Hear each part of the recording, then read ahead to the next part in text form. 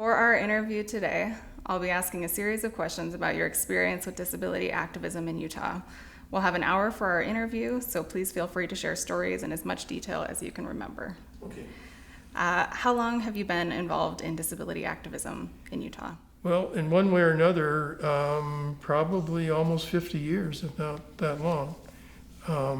Started, as I've mentioned, in, I believe, 1969, working with the thing called the Drug Crisis Center, which was put together by volunteers, and it was housed initially at the Crossroads Urban Center that had just opened in '66, I believe. And then we moved up to Edison Street, and I was there. I volunteered and did what we called crisis intervention. And I think the reason they had me working or volunteering was that I was the only person who would come in from 12 to 4 at night. And I was young enough then to be able to stand that and go home and then go to school or work the next day. Yeah. And during what years were you involved or familiar with DRAC's work in Utah? Well, the DRAC work started early. It started before DRAC was a formal organization, long before. And I went to work in the early 70s in a regular, well, it was a part-time position to begin with. I worked for a thing called, for a program called the Model Cities. Model Cities was a program that the federal government put out to try and modernize and help troubled city centers, and Salt Lake really still has, I guess, some places that are a little bit run down and more poor neighborhoods, and they had like 5 or 6 neighborhoods, and they wanted to set up community councils and that sort of thing. But another thing they had was a weekly newspaper, and I was going to school. I graduated in political science, then I started a master's program it was called journalism then. By the time I graduated, it was called mass communications journalism, and now it's called communications. But part of what I wanted to do was to be in the community. And someone contacted me, said that Model Cities had this weekly newspaper, and they were looking for people to do feature stories, and I did that. And I hung out on 2 or 3 things, and that were some of them extensions of the drug use problem. Kind of hard to believe that it's been 50 plus years of high potency drug abuse, but that's what we had then and what we still have now. I think we have sophisticated that service to people, but obviously it's not enough, or the world is a more terrible place than it was then. I don't know which of those it is, probably both. But and then I went on from working for them and the Community Action Program, which was an offshoot of the War on Poverty that had started in the mid-'60s. They had gone, this was in 1968, Nixon was elected. In '72, he tried to sequester money from all of those War on Poverty programs. And they were down to 5 or 6 main employees, and they needed someone to rally the troops. And so I was hired out of that, and I gladly left the terrible job I had in advanced planning with the state highway department, a job that I hated then and hate to talk about now. But I got this opportunity with the Community Action Program. The road was wide open, and shortly after I was there, 6 months or maybe 8 months after I started, and we had a bunch of money that had been sequestered by the Nixon administration released through the federal courts, and we had a hell of a lot of money, and we wanted to rebuild our reputation. I was there for until '77, I guess. And in '77, I went to work for the I ran a program, small funding, but large reach of senior citizens. And that senior citizen program, of course, I'm working with people. I'm still in my early 30s. And I went to work for them. I was very young and they were very old. They were as old as I am now and older. And we went to work and we had a list of issues. They had some prominence then, and we busted that open. We were working at a time where we had a Democrat governor and we had a Democrat kind of an easy or an even squeeze legislature. At one point we had like 38 Republicans and 37 Democrats. At another point we had maybe 39 or 40 Democrats and 35 Republicans. So we had some equity. And we made that move and we did a lot of things. We did.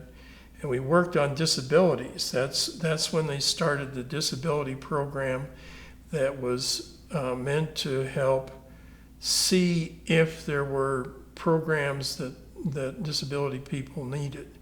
And there's a waiting list. People talk about the waiting list for disability social services now.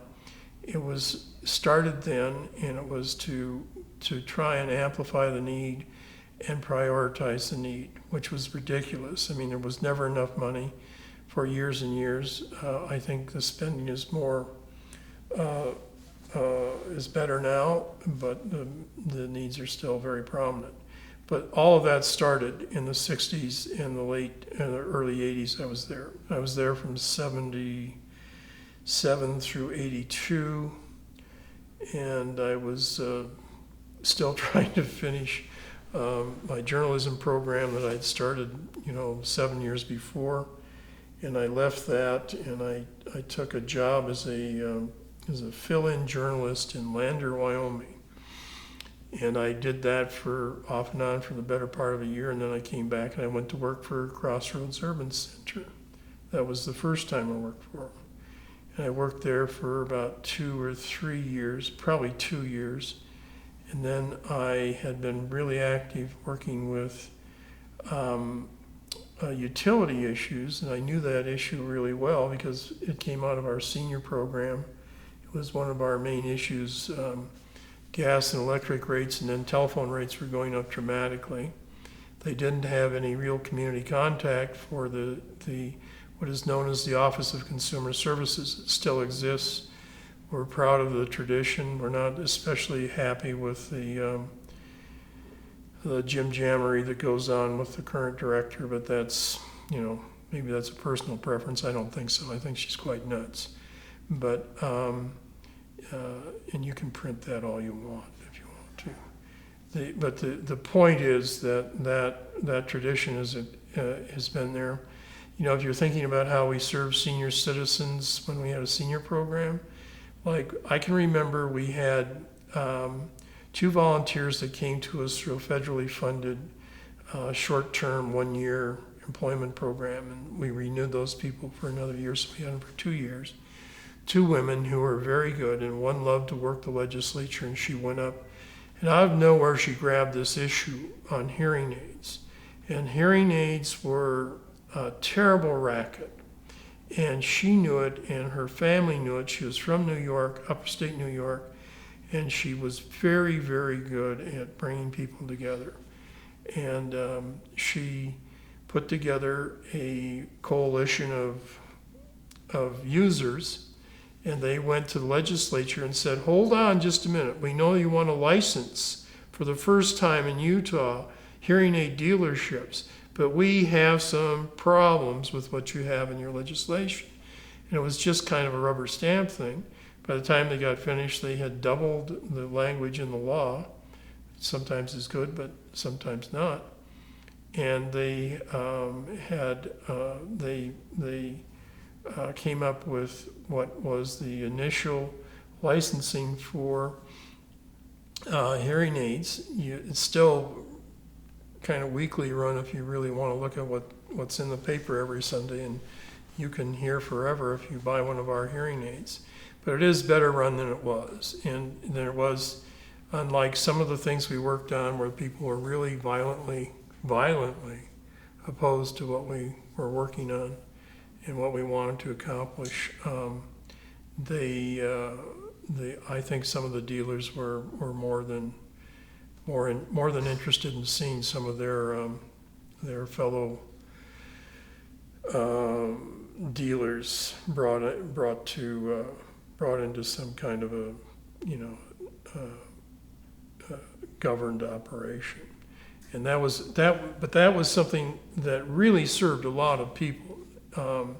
People don't remember it, don't know it, but anyway, and so things like that put me in contact with utilities. We did a lot of utility stuff when I was with the senior citizen program when I ran that, and we carried that over to working at Crossroads, and then I went to work for the state consumer office, like I said, and I was there for about 5 years, and an opportunity opened up at Crossroads Urban Center here in the city, and I went to work for them.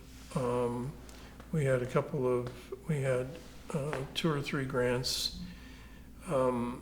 Crossroads has been a primary recipient for many years of funds from the Catholic Church, and we started a program, and I ran that primarily through the beginning of into the late 1990s, I think. But I should mention that when I was working with utilities, one of the things we wanted to do was to make sure that they were paying attention to the hearing impaired. And one of the best things I ever did, and one of the best things I think that my office, the Office of Consumer Services, ever sponsored, and still exists actually, is the service that is regulated by the State Utility Regulatory Commission, but is funded. You and I, on our monthly telephone bill, now pay, 48 cents a month or something.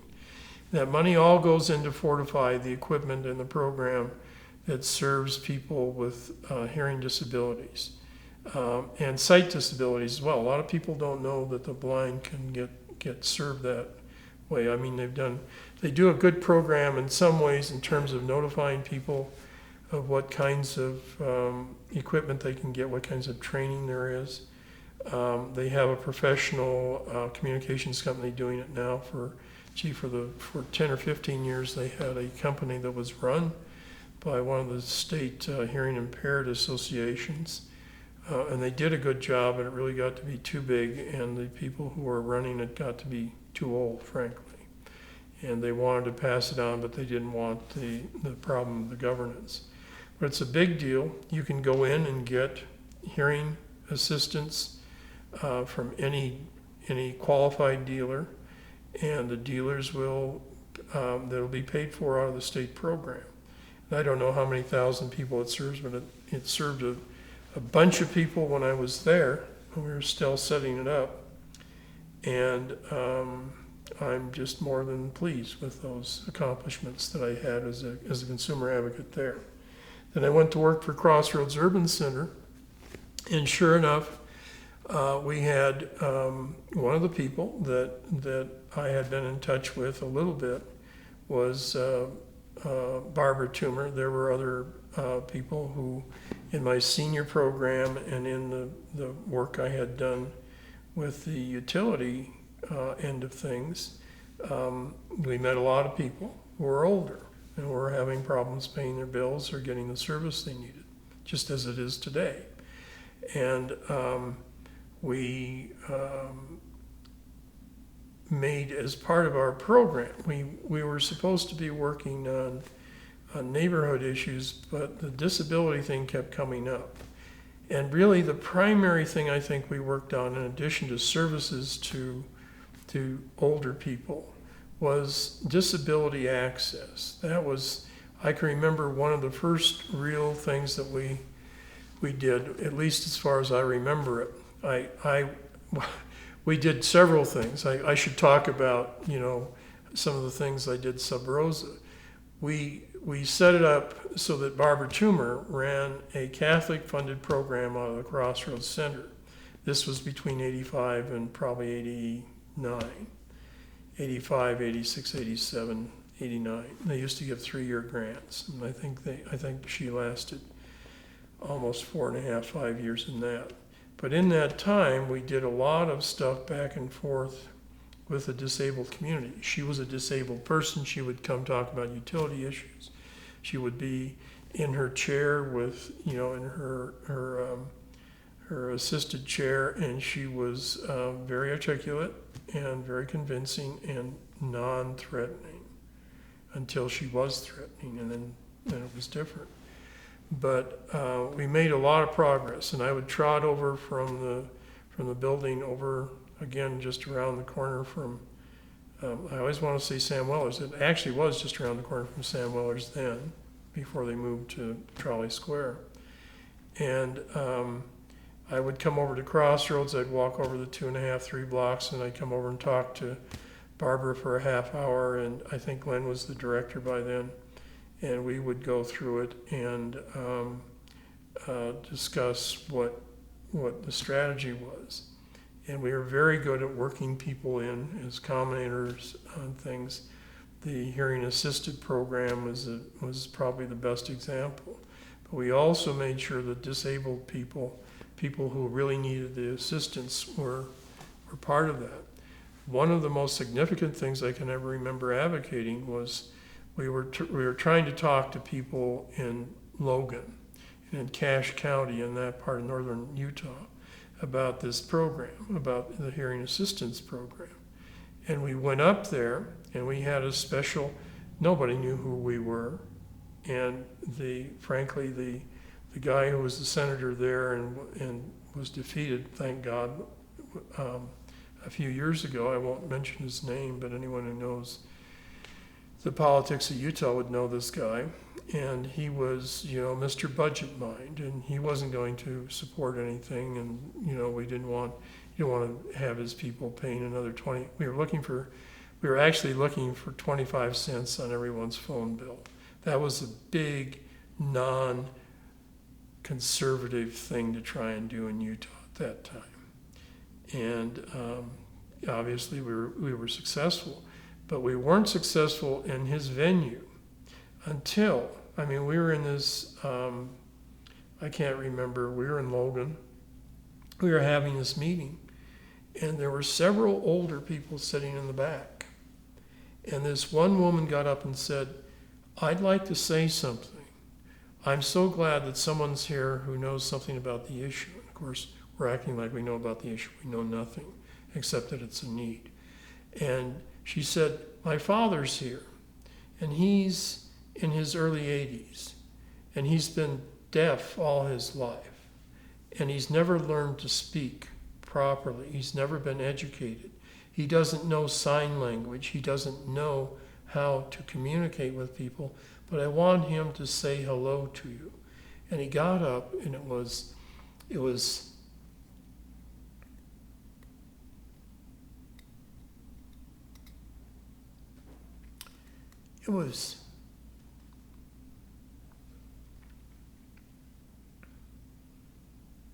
heart-rending, because he wanted to talk to you, and he couldn't. He could mumble, and he could point, and he knew a few words. He knew thank you and hello. Beyond that, he couldn't speak. And his daughter was there, and she said, our family has been a good religious Mormon family for as long as we've lived here. We've lived in Cache Valley for over 100 years. And all that time, we've always had someone in our family who was deaf and who couldn't speak because of it. And what we couldn't do was communicate with them. They couldn't read or write. We didn't know how. We learned a little bit, and we have stayed in our own compound for that time. And we've had children, and some of our children can hear. I can speak normally. I have brothers and sisters who can't. And she said, but we've had no contact. Our parents and our relatives have not been able to go to school because the schools aren't equipped for them. And the first step of this would be to just let my father know how to dial a telephone and order a pizza with a teletype, with a telecommunications device. She said that would change his whole life. That would change the life of 15 people I know who live with us. And it was, the senator had to shut up. He didn't even know these people existed. He really didn't know. The Mormon bishop from northern Cache County didn't know these people were on his agenda. They didn't know it, and he didn't know it. And we beat him. We went back down and we ran that.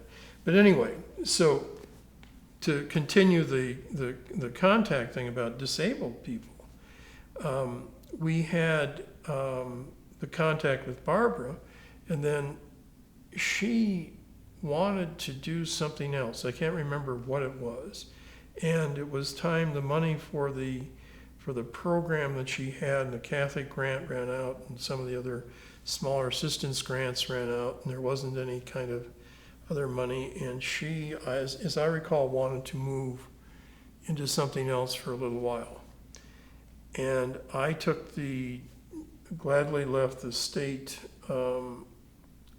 consumer office. I went on, and for the next 6 or 7 years, I worked a variety of issues. But the main disability issue we worked on was access. And the access we worked on, and Barbara was involved in a lot of that. The disability rights group hadn't started officially, and it had been talked about, and they were really moving towards that when I think I left Crossroads in '97 for about 3 or 4 years. And but in that time from the early 90s through 97 or 98, we worked on disability stuff. I can remember going over to Liberty Park, and we had about 20 people. We met on the corner of, let me get this right, of 5th East and 9th South, and we had Tom Godfrey, who was the city council person from the Liberty Park neighborhood. And he couldn't believe. He said, well, what's wrong with Liberty Park? And he shouldn't have said it, because the people in chairs descended upon him. And they said, well, just come with us. Just come with us across the street. Well, they're coming across the street from where the coffee place is today. And they're coming across on that northwest corner, and they can't get up over the curb. Can't get up. There's no way to get up. And we had fixed a ramp so that people could get into the park. Well, then the first thing we came to was the water fountain. And I don't know if the water fountain's still there on that entrance. Doesn't matter. But there was a water fountain. It was all very inviting. There were more trees then than there are now, because the trees were still growing. And, there had been the blowdown from 2 years ago and all that stuff. And they went to the water fountain, and they said, would you like a drink? And Tom, as I recall, bent over and drank water. Sure, I'll have a drink. And he looked around, and nobody else could drink. I mean, I could drink. I walked in. But none of the people in chairs could do that. And he went, oh, what else have you got to show me? So he saw us coming across the street and having to use our own ramp to get up. Curb in those days is like the curb is on a lot of the existing streets, especially in the older part of the neighborhoods. And we went through the park. We went all the way down the middle of the park and down through the tennis courts and came back around through Tracy Aviary. Tracy Aviary was a problem to get in because you had to go through the turnstile. There wasn't a access point where you could get into Tracy Aviary unless they opened the gate, which was like 25 or 30 yards from the main entrance. And so we walked around in Tracy Aviary. Well, so we spent about 2 hours doing that.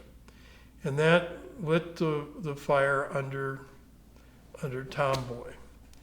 And that, you know, the disability rights legislation had passed in 1990. This was a little bit past that. And he still wasn't getting it. He wasn't getting the full issue of it.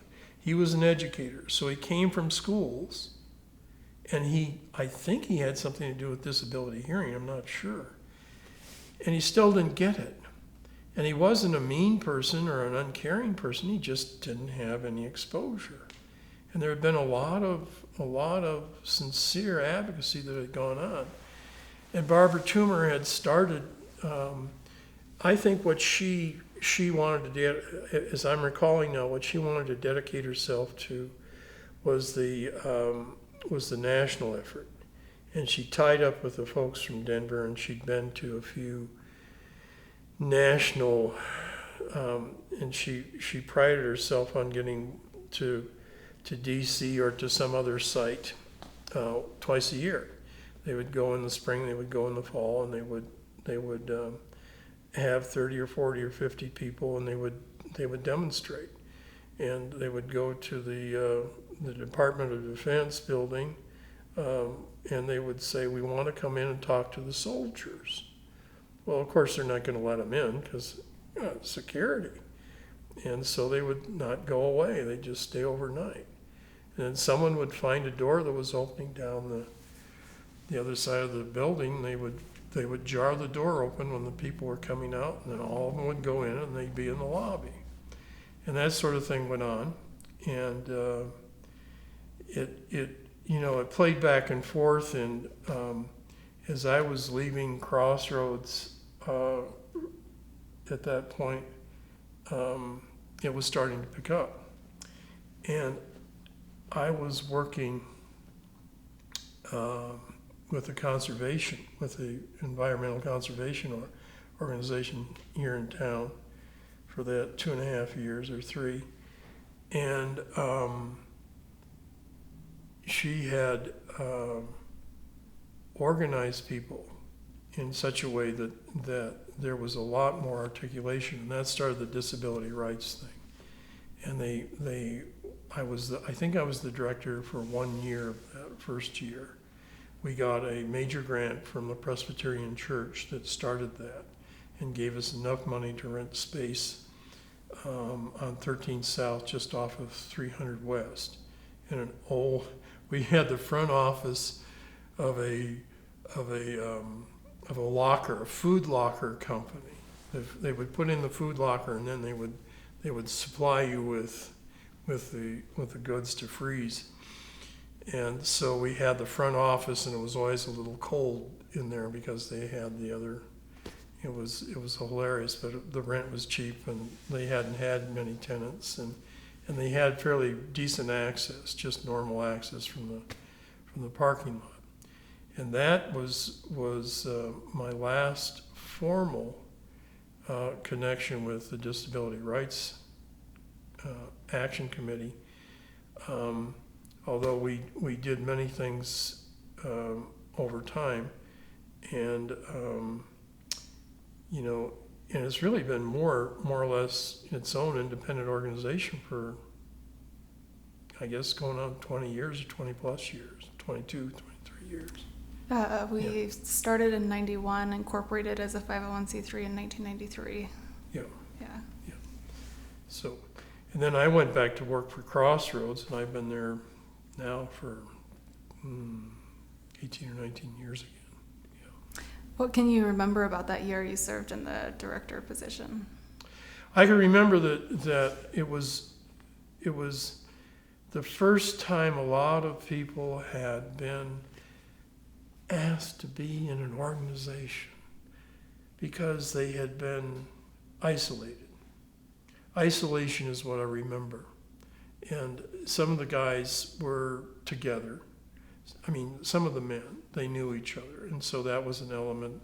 There were 3 or 4 or 5 people who came together, and there were a lot of isolated couples and individual women who were in their chairs and were living in situations.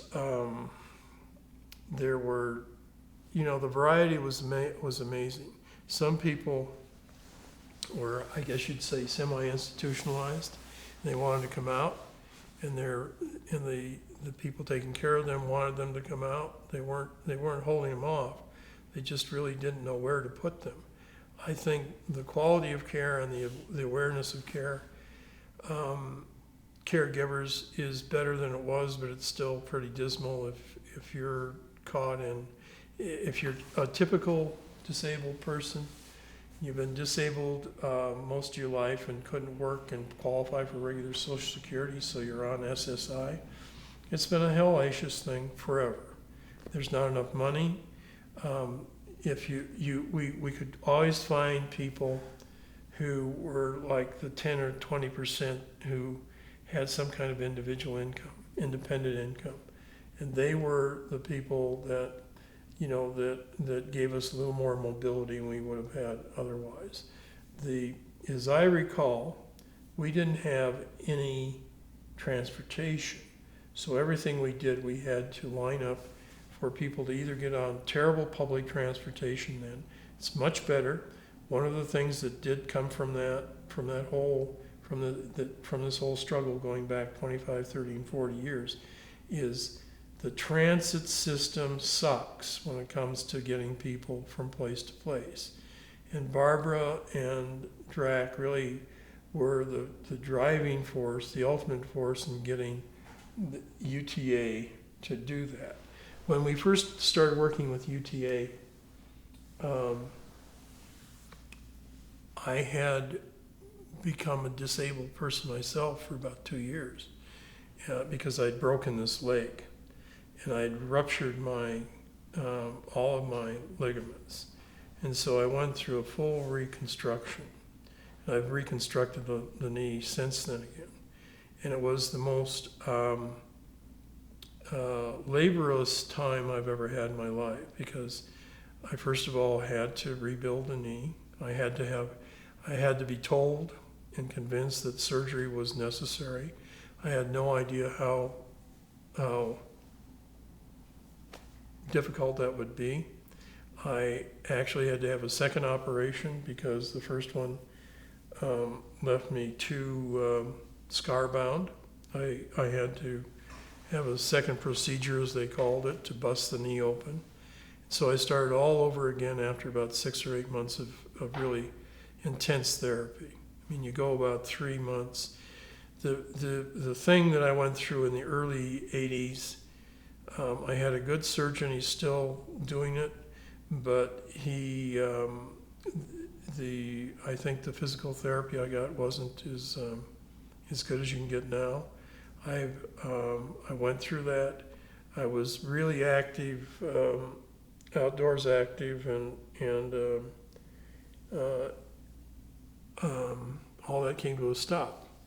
And I can remember, speaking of Liberty Park, trying to get on the bus at Liberty Park, because when I ruptured my knee, I went to live with my sister, who was living right off of Liberty Park, and I would crutch on down to Fifth East to ride over to Crossroads, or to ride to my I was working at Crossroads then.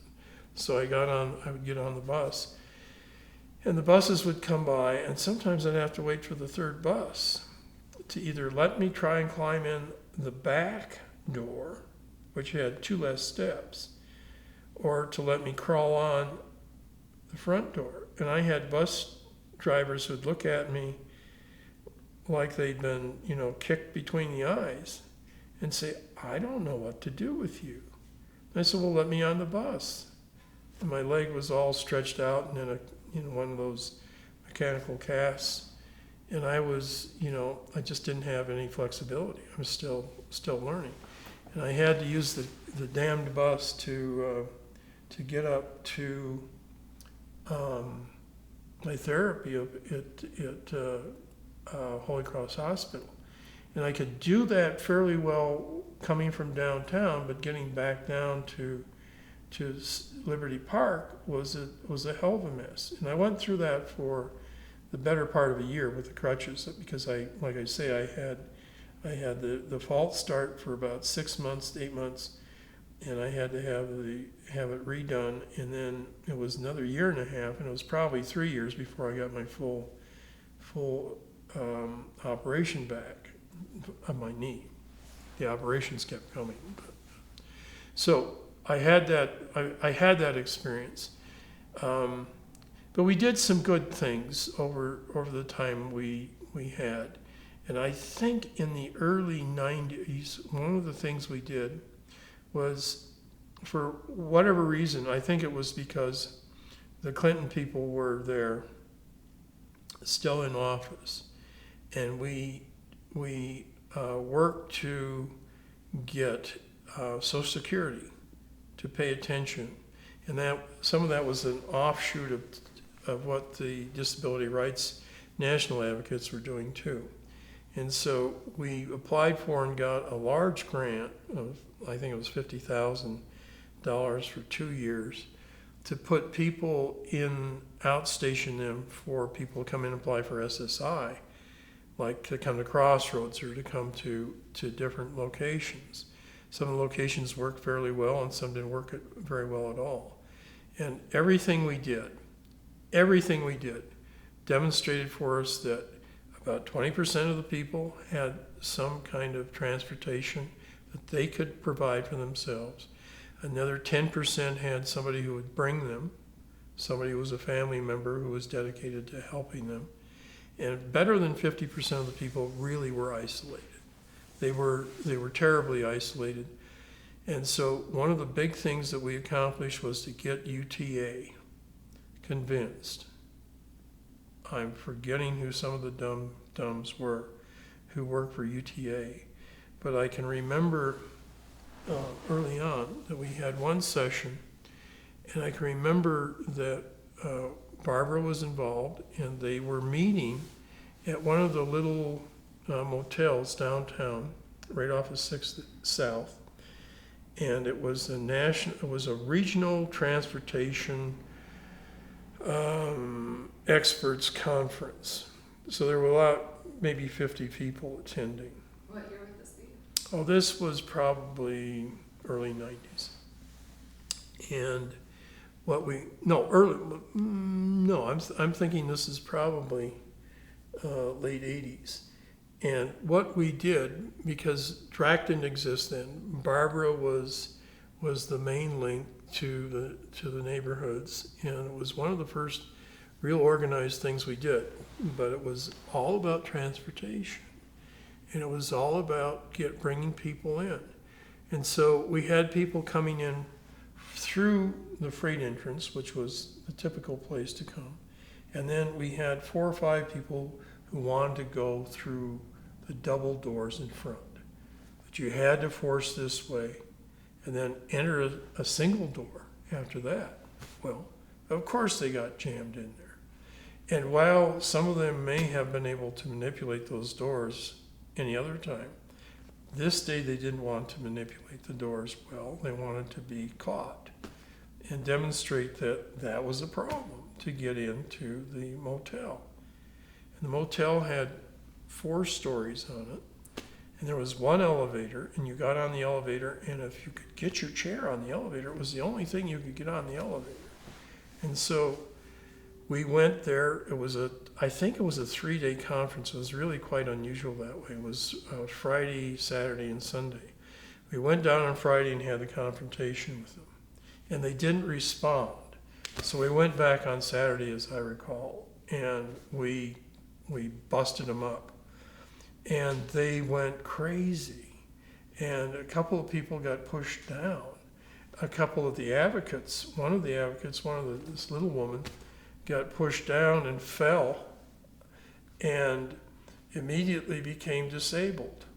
I mean, she was performing as the other people were performing. They were letting it be known that they were articulating their need, and they did a brilliant job. And these guys, these transportation planners, which is what I did for the State Highway Department, by the way, I just loved it because they made such a demonstration out of this place. They said, come, let's do a tour. Well, tour of what? Well, we're going to tour the telephone. We're going to tour the bedroom that you're sleeping in. We want to tour how hard it is to get in and out of this building. And this is a typical building. And that conversation with some of those people that were there went on for years. They were an informal inlet into the rest of what was going on. They had no idea of how difficult it was. And I think a large part of that was that it was just not common knowledge for people. It's common knowledge now. It sure is. I got on the elevator the other day to go up for a doctor's checkup, and there it is. And the buttons that a disabled person would push from his or her chair, is the paint's worn off on it, so you can't tell that that's really the sub one for the one that standing people are supposed to use. And I thought, well, that's great. There have been enough people coming into this 5-story medical building that know how to get on the elevator and press the button to get to where they're going to go. I mean, how simple is that, and how long did it take? Forever. It took forever. And so I think DRAC takes a lot of direct credit for that. And they've had quiet times, and they've had more raucous times, but it's always been pointed in the right direction. So. And looking at the period of like the 80s and the transportation advocacy that took place then up to the present, are there any other major milestones besides the passage of the ADA that you would identify in Utah's disability rights movement? In terms of, I think it's piece by piece. I think it's been local. I think it took a long time for the idea for disability access, if that's what we want to call it, to spread out across the state, to have it talked about in legislative committees, to pass legislation that might help. I can't tell you I know of a significant, and I don't, my memory isn't as good as it could be, but I'm not sure that it hasn't been still the, they have it in the zoning law now, and you're supposed to, if you're building more than 2 stories, you're supposed to have the elevators and everything, sure. And you're supposed to have a disability parking place for sure. But God, I come from Crossroads this morning. I know what's there. And we're a single building, a 100-year-old building. And we had terrible access when Barbara was there. We had a lift in front that actually failed and finally forced Crossroads to build a ramp. Oh, sure. You would think Crossroads would get on with that a lot sooner, but they didn't. And they didn't do that until I had left, by the way. And so what I'm saying is that I think the 1990 law was broad enough and forceful enough that it told people that they had to do things with making things accessible. What it's done for the whole other part of disability life and making people more complete, I don't think so. I think if you're disabled, you're disabled. And there are many things that we can do to make the journey better, to make wheeling in and out better, or make crutching in, out, and out better. But it isn't better when you sit down and you can't see, or you can't move your legs, or you can't move your legs and arms, and you're doing things with the movement of your neck. No, that isn't, the only relief in that is that there's something really, truly better than it was 20, 30, and 40 years ago. It really is. For that poor man in Cache County who in his 80th years couldn't speak or write, couldn't communicate without his daughter, his elderly daughter who was in her 60s, help him um, you know, that's just, that's Philistine stuff. That's what you use to torture people. I mean, if you wanted to condemn someone on the face of the earth to something that was long and continuous and terribly, terribly difficult, you would have them not be able to hear or see or move. And I think we're better than we were. I think that when people come in and they see a parking place that's got the reserve sign on it, I'd say 85-90% of us observe that. And I know some of us don't observe that, and we talk to the people who are parking there about not parking there because they're not disabled.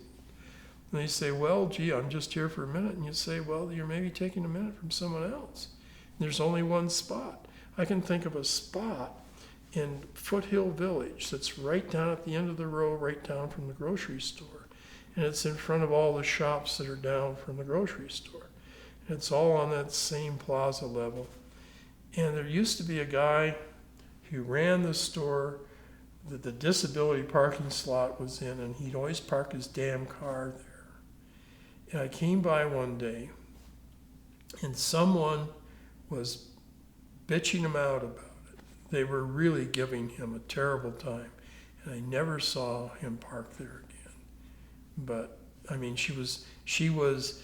I know people who need that parking slot, and you are parked there all the time, and I work right down here at the other end of the mall, and I'm going to call the police on you if you ever park there again. And he was, of course, indecent with her and out of sorts, but I never saw him park there again. So it works.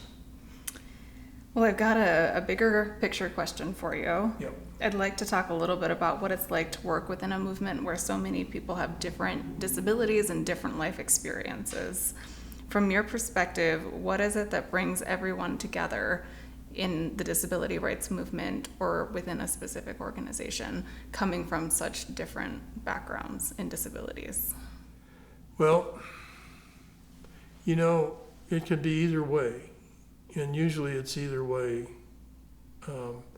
It's either pro or con. I don't think you get people who have a disability, a particular disability. I was on the MS Society board for a couple of years, 3 years, I think. And I was on there because of a friend of mine asked me to be on the board. And he said, I'm surrounded by people who don't know or who don't really care, and they're just here to fill a career slot as they're trying to move on to whatever else they're going to do. I said, so what should we do? And he said, well, we need to bring people who have MS together to teach all the rest of these people what it's like to have MS. And he said, there's not a person here. There are a few of you here. He said, you don't know anyone with MS. And I said, I do now. And he said, well, what do you think? And I said, I think there are a lot of individuals who have the disability who are so alienated that they don't know how to become part of a group. And they're part of a group sometimes when they're in counseling, but the counseling doesn't fit what you're trying to do. So what we tried to do was do a lot of cross referencing. We tried to relate people together, and we would try to get some of the board people. It was a large board. It was like 25 or 26 people. And, sometimes 26 people and you can't get a quorum. That's a real pain in the employee's rear end. And but what he did, what my friend did, is that he had 3 or 4 of us like that who were dedicated to the idea that to make these nonprofit boards, these advocacy boards work, you needed to be talking about it. And you needed to talk about it in such a way that the people who were working on that had the same need to have the people you were working with leading the conversation. It's tough. It's really tough. And I'm sure you've worked with a lot of disabled people and you know how tough it is. It takes a lot of patience. You have to design a strategy and an action plan that isn't that difficult to arrive at. It wasn't difficult to go down to the motel on 6 South and get people there and prove that the damn place was disabled. What it was difficult to do was to get those people who were just frightened to death of a woman falling on the floor and looking like she was in terrible need. She was, at least temporarily. Or to get people who were coming in wheelchair after wheelchair, like 15 or 20 wheelchairs, in a room that was only built for 40 people sitting down. They were traumatized themselves. Well, you have to traumatize the normal person to get them to find anything. And so working it out, you have to have a combination of people who are willing to listen and of people who want something better for the people they're working for. And, a lot of people don't want to take possession of their need. I mean, you're dealing with individuals, and the individuals don't come to you because, my God, I'm a disabled person. They come to you because, well, it's something to do. I don't know what's going on. What do you want to do? And sometimes we'd have meetings where they just talk about what they want to do. Hope for the next meeting to be more successful. It takes a lot of time, a lot of patience, a lot of suffering goes on to get there, and a lot of suffering to leave. And you'd try to have a meeting at least once a week to talk about what was happening. You would try, when you were dealing with people on the telephone, God, getting the state switchboard to put in telephone machines to take the calls that we were having disabled people make. They didn't know what we were talking about. And then when we went down, we talked to they used to have operators at the state capitol.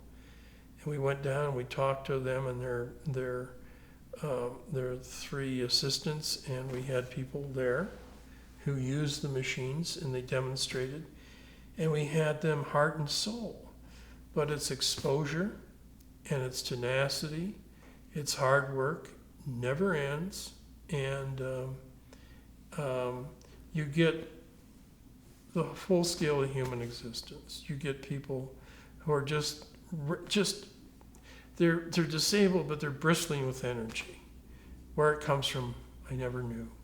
And then you had people who are older. God, if you're 70 years old and you're in a wheelchair the last 25 years, it's a struggle just to get into the wheelchair, not just to get downtown, but once you're there. I can remember we had, I want to tell this last story. I ran a disabled senior program, or we had a senior program and some of the people were disabled.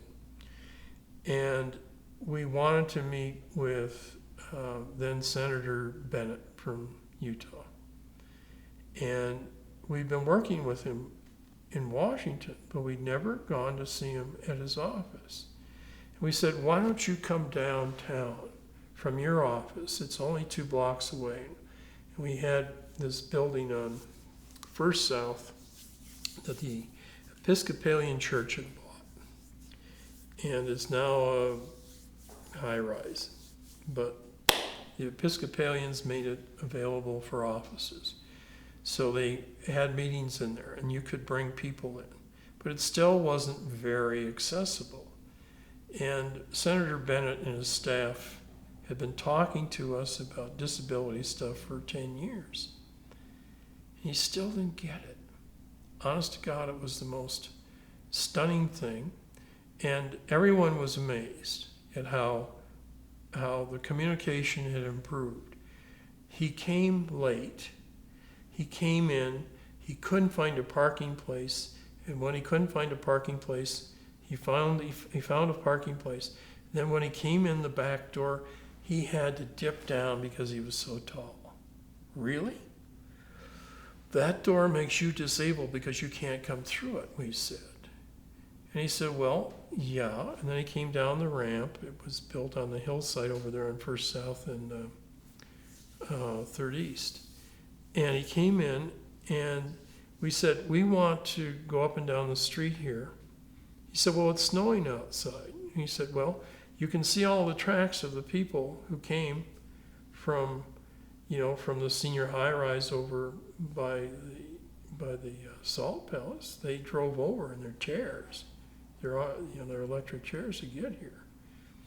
He said, okay, let's go outside. And so we had people in wheelchairs demonstrating to the U.S. Senator, who was the second most important person on the Social Services Committee at that time, Appropriations Committee, that these buildings were not accessible and that there needed to be more things done. And he needed to support the funding that I can't remember. I think Clinton may have still been president. I know that it was past Reagan's time. Anyway, he was joyous, and he was dumbfounded and joyous at the same time. We had this meeting was supposed to go on for 45 minutes. He didn't leave for 2 hours. So he went into the main room there where they had kind of the assembly space. It was a bigger room. And we all sat around in a circle, and we had about 10 or 12 people in chairs. And I think all but 2 of them were electric chairs. And we talked about their lives and how difficult it was. And yeah, it was a terrible thing to come over in that slushy snow. There was about 1.5 inches of snow and rain. It was a meeting we had, I think, in late February, early March. It was just a dismal day. It was a dark day. We were meeting in the mid-afternoon. And he was always available after that, till the day he died. He was a help. We would get little things put into legislation at the National Advocates. They would call us and ask us that. So what I'm saying is, that's probably one of the more memorable things. And it was all caused by the people who had the need. And they were very articulate. And by the time we would work in a situation, whether it was in the first Disabled Rights Action Center downtown, or on 13th South, and 3rd West, or if it was talking to Bennett right outside, right like 1.5 blocks from his office, if you think about where the federal building is, and he and his guys walked down, and he had 3 of them with him, and he had 1 woman and 2 guys, I think, and it was profound. The effect on him was profound. We had won his heart. He didn't. It was, he had all the same screwball stuff that a lot of the conservatives still hold on to, but he cared about them as human beings, and he sent a lot of them Christmas cards forever. I don't know what else. And he said, if you need stuff, and he gave people the access to his staff to work out their own personal problems. That was a big help with a lot of these people that we worked with. Tom Godfrey, as I recall, said, if people have a spot that they need some work on, they said, we'll get you a list, and we did, and that was a list that we worked with for access in Salt Lake City for maybe 2 or 3 years anyway. So it all matters, but you have to have a disabled rights, group. You have to have the advocacy. You're always working on a smaller scale than you'd like to, but it works. If you do it right, it works. And are there any other topics that we haven't touched on today, but that you'd like to speak about, or any memorable final stories to share? Well, when you're talking about disability, you're talking about anything. You're talking about people who live everyday lives, and they have everyday problems, the same problems that anyone has coming and going. It's just that their problems have been doubled, tripled, and quadrupled because they have a disability. And you can say, well, we all have disabilities. And I've been blind in one eye all my life. I have a disability. Everything I do is measured with that. I told you I spent some time with a disabled leg for 2 years. Well, it was because I was playing volleyball, and this woman who weighed 100 pounds ran into my knee and crippled me for 2 years. Really, 3 years before I could go back and play that sport again, which I never did because I was afraid there might be someone who would get me on the other side. But, you never talk about it. Most people don't talk about their disability. I have some people I've made friends with in the last 3 and 4 years, and they're in chairs, and they never, they might ask you to pull the ramp up or to make sure that there was a place to park when they were coming over, or how do I get there, kinds of stuff. But you'd never think, boy, they're disabled to the point of no self-sufficiency. That's not true. It's just not true. But what they've had, all those people have had, the people I'm talking about who are accomplishing these things we talked about, they've all had the opportunity to work with someone who understood how to get them going, how to help them out. Some of the people like Barbara Toomer, who was fine, got polio, confined to a chair, understood both ends of it and the need to go out. And sometimes she could be superior to other people. She could be demanding or maybe even thoughtless because she wanted to move forward. And that's part of it. If you're working with an organization, you have sometimes to force the issue a little bit. You can't just get everybody together and think because you're being nice to them, they're going to do something. You have to get some pressure in the group to move it along. But it's an everyday thing. Every day, everyone lives on the same planet. And, we all have problems. And if people don't understand what our group problems are, the individual problem I bring to the group makes the group bigger. And if you have 5 people with problems and they're all mutual problems, you find a mutual solution, you're bigger. And if you need a bigger mutual solution, then you talk to people in other towns or other cities or other states, and your problem is resolvable.